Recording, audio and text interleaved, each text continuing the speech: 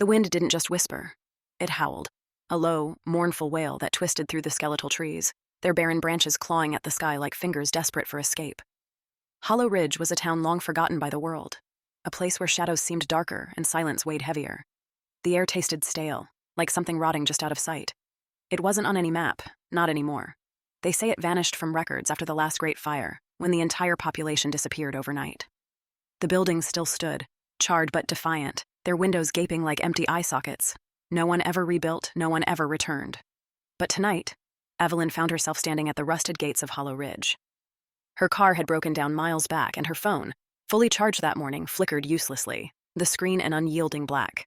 She hadn't intended to walk so far, but the road had seemed to pull her along, an unrelenting thread dragging her deeper into the woods until she stumbled upon the forgotten town. A soft creaking sound echoed through the air. Evelyn's heart pounded against her ribs. She turned, but the street behind her was empty. Just the wind, she told herself, but the whisper that followed felt too deliberate, too human. Leave. Her breath hitched. It was faint, almost as if the word had been spoken directly into her ear, yet there was no one there.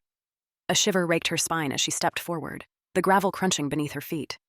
Storefronts with shattered glass loomed on either side, signs dangling by rusted chains. A rusted bicycle lay abandoned in the middle of the road, its wheels slowly turning despite the stillness of the air. Then she saw it.